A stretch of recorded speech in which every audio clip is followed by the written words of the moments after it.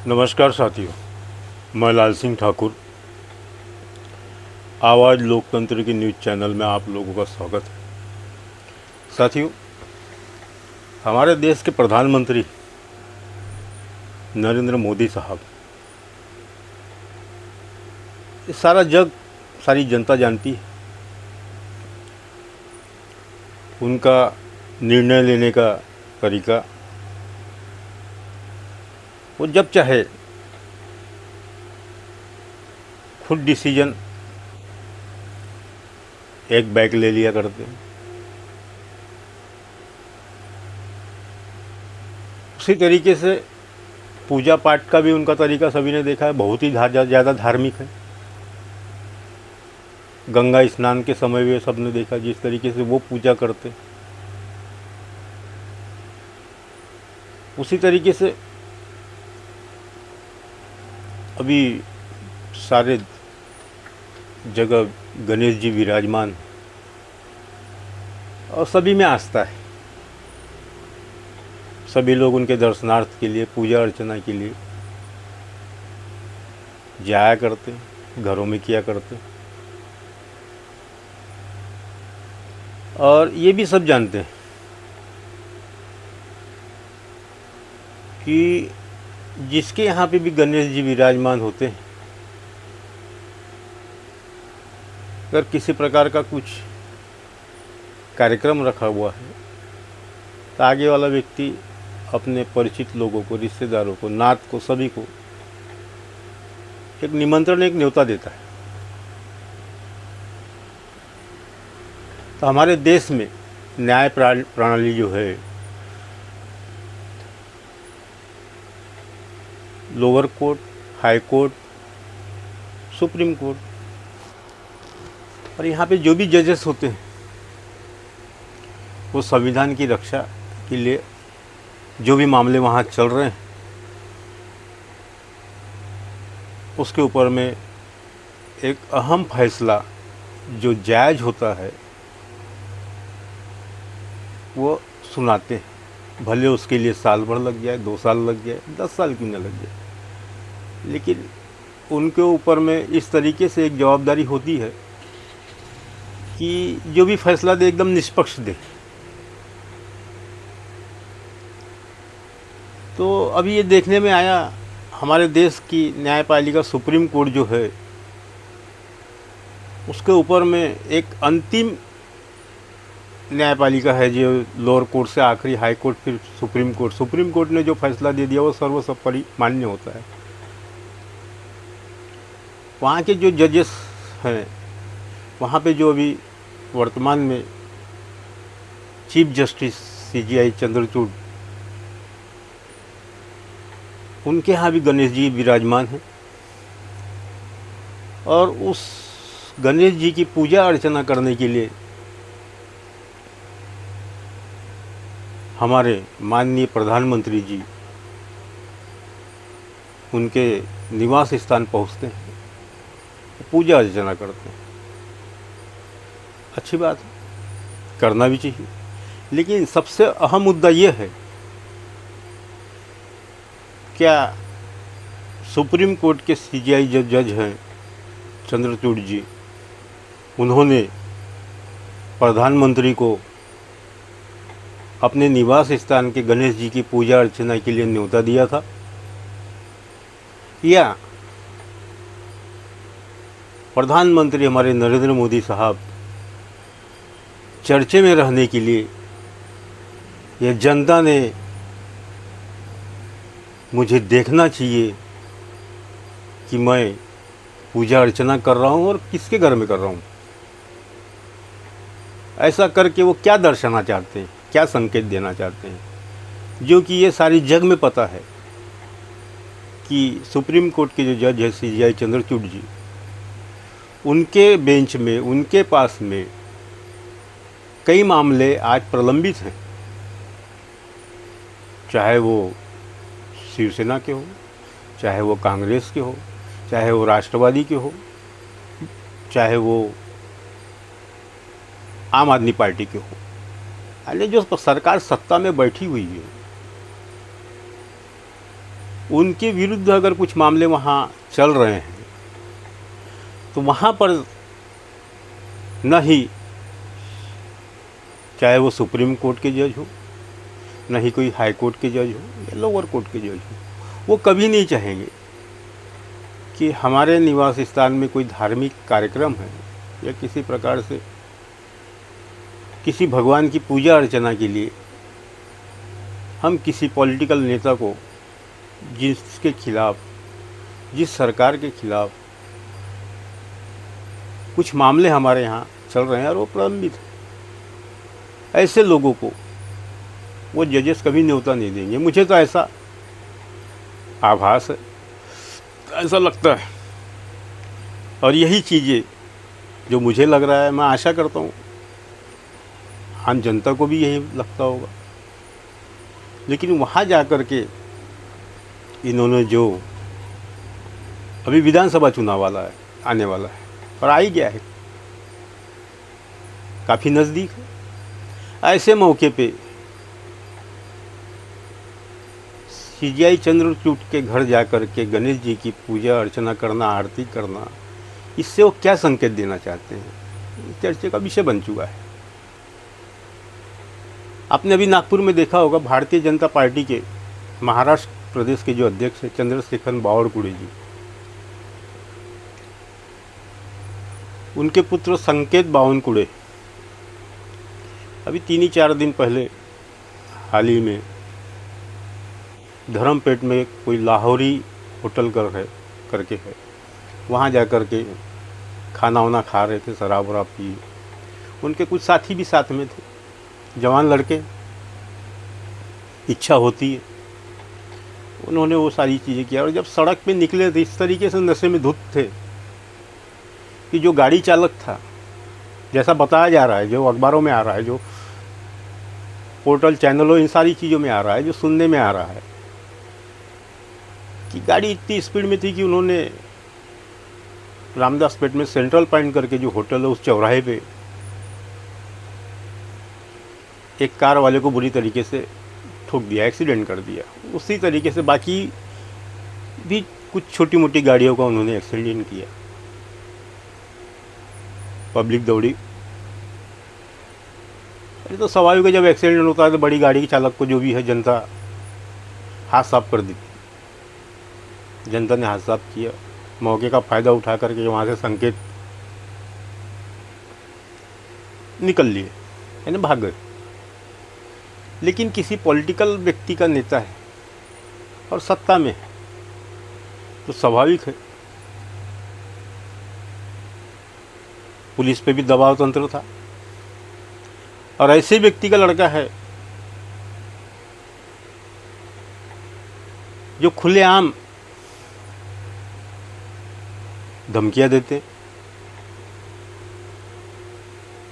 लोगों को, कार्यकर्ताओं को ये कहते हुए सुना गया है, हमारी सत्ता है, अपनी सत्ता है, कुछ भी करो। म्हणून काळजी करू नका, इथनं गेल्यावर सरकार आपलं आलंय, घाबरायचं नाही। कोण कलेक्टर, कोण तहसीलदार, कोण थानेदार ऐकत नाही, मला सांगा, या व्यासपीठाला सांगा, काळजी करू नका, चिंता करायची गरज नाहीये। आपलं सरकार आलंय, आपलं सरकार आहे, थानेदार आपला आहे, तहसीलदार आपला आहे, असं कसं करणार नाही। कौन कलेक्टर क्या करता है, कौन पुलिस क्या करती है, मैं देखता हूँ। इस तरीके से अगर कोई व्यक्ति कहता है, स्वाभाविक है, कार्यकर्ता तो दूर, उनके बेटों में भी एक घमंड आ जाएगा, मैं कुछ भी करूँ, कुछ नहीं होगा। हाल ही में हुआ वैसा ही, एक्सीडेंट हुआ, पुलिस ने कार्रवाई की और उसमें से संकेत का नाम हटा दिया, जो कि ये सभी जानते हैं। संकेत गाड़ी में था, गाड़ी में बैठा हुआ था, लोग कहते हैं गाड़ी चला रहा था, लेकिन अभी तक जो चीज़ें सामने आ रही है कि वो गाड़ी नहीं चला रहा था, उनका मित्र गाड़ी चला रहा था, जिसको अभी ड्राइवर बना दिया गया है। जब ड्राइवर बना दिया गया, इसका मतलब ये क्लियर है कि दाल में काला है।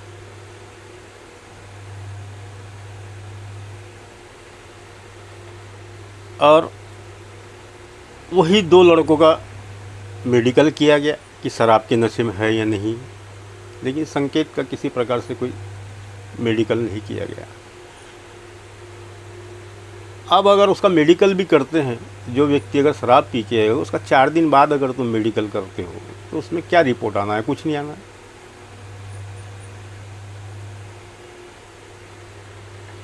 और ऐसा भी नहीं,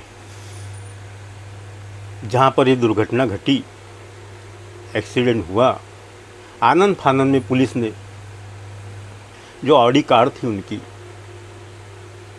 जिससे एक्सीडेंट हुआ था, वो ऑडी कार को भी उन्होंने टोचन मार करके सीताबर्डी जो पुलिस थाना अंतर्गत घटना घटी थी, सीताबर्डी के पुलिस थाना के कर्मचारियों ने, अधिकारियों ने वो गाड़ी को टो करके टोचन मार के पुलिस थाना लेकर आए। और आनंद फानंद में दूसरे ही दिन उस गाड़ी को गैरेज में भेज दिया गया। आज किसी भी व्यक्ति के अगर गाड़ी से किसी गाड़ी का अगर एक्सीडेंट हो जाता है, जिसका एक्सीडेंट हुआ वो तो अलग बात हो गई, वो अपनी गाड़ी की मरम्मत क्या करना है, कैसे करना है या क्या है, जो भी है वो समझते रहेगा। लेकिन जिस गाड़ी से एक्सीडेंट हुआ है, जिन लड़कों ने एक्सीडेंट किया है, उन्हें गिरफ्तार करना, उस गाड़ी को थाने में जमा करना, जमा करने के बाद में कोर्ट से उसको सुपुर्दनामा लाना चाहिए, जिसकी भी वो गाड़ी। सुपुर्दनामा तो लाना दूर रह गया, उसको गैरेज में भेज दिया गया, काहे के लिए? मरम्मत के लिए। यानी ये साफ नज़र आ रहा है कि पूर्णतः उनकी मदद की जा रही। लोगों ने, अन्य तमाम पार्टियों के नेताओं ने आवाज़ उठाई, ये सब चीज़ों का विरोध हुआ। यहाँ तक संकेत के ऊपर में FIR क्यों नहीं किया गया, इसकी भी आवाज़ उठ रही। और ये सारी चीज़ों के पीछे संबंधित थाना जो पुलिस निरीक्षक है, उसमें लापरवाही कहा जाए ये तो उचित नहीं लगता। ये क्लियर है कि उनके ऊपर में दबाव था, उस दबाव तंत्र के अंतर्गत उन्होंने कार्रवाई की है। अब उसका खामियाजा, ये सारा जो विरोध प्रकरण चल रहा है, जगह जगह से आवाज़ उठ रही है, उसका खामियाजा कार्रवाई करके उनके ऊपर में पुलिस आयुक्त हाथ झटक देंगे, ये तय है। या तो उनका तबादला कर देंगे, या सस्पेंशन की जो मांग कर रही है जनता या बाकी अन्य तमाम नेता, सस्पेंड कर देंगे। और उसी दौरान हमारे जो गृह मंत्री देवेंद्र फडणवीस साहब, उन्होंने भी 2 लाइन का एक स्टेटमेंट दिया कि जो भी घटना घटी दुखद है, भगवान की कृपा से किसी के जान माल को हानि नहीं हुई, लेकिन इसमें जो लोग राजकारण कर रहे हैं ये गलत है। ऐसे समय राजकारण नहीं करना चाहिए। ये उन्होंने जो शब्द कहा राजकारण, ऐसा है कि उसकी पूरी जांच पुलिस कर रही है और उसमें FIR भी पुलिस ने दाखिल किया हुआ है, उसके सारे तथ्य भी पुलिस ने सामने लाए हुए हैं। अब जिस प्रकार से उसके ऊपर राजनीति की जा रही है, मुझे लगता है वो गलत है। ये तो हम भी मानते हैं कि टोटली वो गलत है। इसमें राजकारण कहाँ से आया? गलती तो उन्होंने किया है, एक्सीडेंट उन्होंने किया है, उसके बाद में FIR से उनका नाम हटा दिया गया है, उसमें नाम का जिक्र नहीं किया, तो उसमें राजकारण क्या है? लोगों की जो मांग है, जनप्रतिनिधियों की, जो अन्य पार्टियों के जनप्रतिनिधियों की मांग है, तो जायज़ है, गलत क्या है? उसमें राजनीति, राजकारण कहाँ से आ गया? राजकारण तो इसको कहते हैं जो काटोल क्षेत्र के अंतर्गत, नागपुर जिले में एक काटोल क्षेत्र आता है, वहाँ पर अतिक्रमण हटाने के लिए एक कार्रवाई ग्राम पंचायत द्वारा की गई, जो कि वो कार्रवाई अतिक्रमण हटाने के लिए नहीं की गई थी। उस ग्राम पंचायत के अंतर्गत जो गड़बड़ियाँ हो रही थी, अरविंद बामल व्यक्ति नामक एक कार्यकर्ता, सामाजिक कार्यकर्ता था बेचारा, उसने उसका विरोध किया, शासन प्रशासन को पत्र व्यवहार किया कि यहाँ पे बांधारों का जो काम किया गया है, उस पेटे जो ये बिल मंगा रहे हैं वो टोटली गलत है। बांधारों में किसी प्रकार से ना कोई मरम्मत की गई है, न फिर किसी प्रकार से जो काम वहाँ हुआ है, और उसके लिए वो ग्राम पंचायत ने जो 7-7.5 लाख रुपए, 8 लाख रुपए की निधि सरकार से मंगवाई और आ भी गई। इस गलत तरीके से इनने पैसा मंगाया है, ये भ्रष्टाचार है, इसकी जांच होनी चाहिए और इन लोगों पे कार्रवाई होनी चाहिए। इससे वो बिलबिलाए हुए थे, बौखलाए हुए थे। उसका बदला लेने के लिए उस ग्राम पंचायत ने ज़बरदस्ती उनके घर के ऊपर में बुलडोजर लेके गया, जिसको जेसीबी मशीन कहते हैं। बाबा का बुलडोजर नहीं वो हमारे नागपुर के कार्यरत सरकार के पदाधिकारी कहा जाए या कार्यकर्ताओं कहा जाए, जो भी है, उनकी कहानी बनाई हुई थी। अब वो कहानी बाबा को देख करके बनाई हुई थी कि चलो इसका घर उजाड़ देते, इसका घर तोड़ देते। और जब उसके यहाँ वो बुलडोजर जैसी मशीन पहुंची कि हम तुम्हारा घर तोड़ने आए थे, तो उसने उसका विरोध किया। काफ़ी बाचाबाची हुई। आवेश में आकर के उसने अपने ऊपर तेल छिड़क के आग लगा ली उस विरोध के चलते, और उनकी मृत्यु हो गई। तब से वो मामला अलग अलग लोग उठा रहे हैं, अखबारों में आ रहा है, न्यूज़ पोर्टलों में आ रहा है। लेकिन उस समय राष्ट्रवादी कांग्रेस के अनिल देशमुख जी, जो माजी गृह मंत्री है, उन्होंने भी आवाज़ उठाई। असं आहे की नागपूर जिल्ह्यामध्ये नरखेड तालुक्यामध्ये बेलोना नावाचं एक गाव आहे। त्या गावामध्ये एक धनगर समाजाचा अतिशय चांगला कार्यकर्ता अरविंद बांबल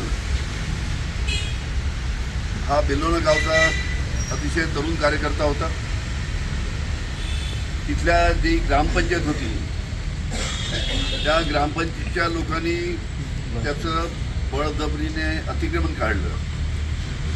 कारण हे होतं की त्या ग्रामपंचायतच्या भ्रष्ट कारभाराबद्दल त्यांनी अनेक तक्रारी प्रशासनाला केल्या होत्या, आणि म्हणून यांनी आपल्या विरुद्ध तक्रारी केल्या, म्हणून त्याचं अतिक्रमण काढण्यात आलं। गेल्या जवळजवळ 17, 18, 20 वर्षापासून तो त्या ठिकाणी ती जागा त्याच्या ताब्यात होती, आणि म्हणून अशा पद्धतीनं त्यांनी तक्रार केल्यामुळे त्याचं अतिक्रमण काढल्यामुळे त्यांनी वारंवार सांगितलं की मी महिन्याभरामध्ये माझं अतिक्रमण काय आहे जागा खाली करतो। पण त्यांनी बुलडोझर वगैरे आणून त्याचं अतिक्रमण काढण्याचा प्रयत्न केला। तेव्हा अरविंद बांबल यांनी मग या दाचाला कंटाळून स्वतःच्या अंगावर पेट्रोल टाकून त्यांनी स्वतःला जाळून घेतलं, आणि म्हणून त्याची हे वडील आहेत, हे भाऊ आहेत, या आई आहेत त्यांच्या, आणि या पद्धतीनं बाकी सर्व तिथले जे प्रमुख कार्यकर्ते आहेत, बाकी आजूबाजूच्या गावचे जे धनगर समाजाचे किंवा बाकी सर्व समाजाचे जे कार्यकर्ते आहेत, त्यांच्यामध्ये अतिशय आक्रोशाची भावना त्या ठिकाणी होती। पण अशा पद्धतीची घटना झाल्यानंतर अजून त्या ठिकाणी पोलिसांच्या माध्यमातून कोणतीही कारवाई झाली नाही। और उन्होंने साफ कहा कि सरकार ने इस तरफ ध्यान देना चाहिए, जो दोषी है उन पर में कार्रवाई करनी चाहिए। लेकिन हमारे जो वर्तमान के भी गृह मंत्री हैं, न ही उन्होंने किसी प्रकार से कोई उसके ऊपर में दुख या खेद जताया, न ही किसी प्रकार से कोई आदेश पुलिस आयुक्त को ग्रामीण के दिया, न पुलिस थाना को दिया, न कोई एक शब्द या 2 शब्द उस विषय में आज तक वो कहे। ये दुखद घटना है, दुखद बात है कि किसी एक व्यक्ति की अगर मौत हो जा रही है विरोध प्रदर्शन के दौरान, और वहाँ पे आपके पदाधिकारी उस मामले को दबाने का भरसक पूरा प्रयास कर रहे हैं, उस समय आप चुप्पी साधे हुए हैं, और आप ही के पार्टी के महाराष्ट्र के पदाधिकारी, महाराष्ट्र के अध्यक्ष कि बेटे से अगर कोई एक्सीडेंट या दुर्घटना घट जाती है और बाकी लोग भी जब उसका विरोध करते हैं तो आप सामने आकर के ये कहते हो कि इसमें राजकारण मत करो। तो आज मौजूदा हालत में जो सारी चीज़ें चल रही है ये बहुत ही निंदनीय है। इसका जनता भी निषेध करती है कि पक्षपात तो आप लोग कर रहे हैं, विपक्ष को हर समय आप ही लोग घेरते हैं। आप जो करें वो कायदा, बाकी जो लोग करते हैं वो गलत है, ये आप करते हैं, आपकी कार्यप्रणाली। ये चीज़ें नहीं होना चाहिए। मौजूदा हालत में अभी जो दुर्घटना घटी है सभी ये चाहते हैं निष्पक्ष जांच की क्या विषय है। ये तो खुलेआम सबको दिख रहा है, सबको पता है, सबको मालूम है। और आज उन्होंने ये एक्सेप्ट भी कर लिया है कि हाँ वो गाड़ी में था, तो उसका एफआईआर में नाम क्यों नहीं है, जो कि मुख्य आरोपी वही है। गाड़ी मालक वो है, गाड़ी चालक भी वही है। आज ड्राइवर कोई और बन गया, जो मित्र था वो ड्राइवर बन गया।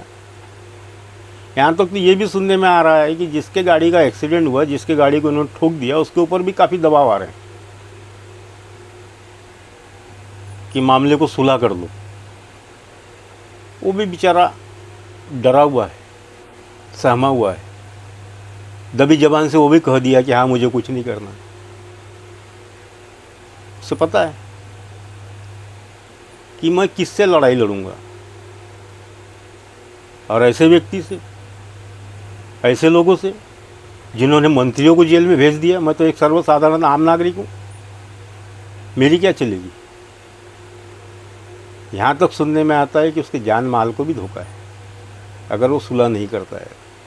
अगर ये इस तरीके से अगर गंदी राजनीति अगर होती है, ये भी बड़ी दुखद बात है, क्योंकि हमारा नागपुर एक बहुत ही शांतप्रिय शहर करके जाना जाता रहा।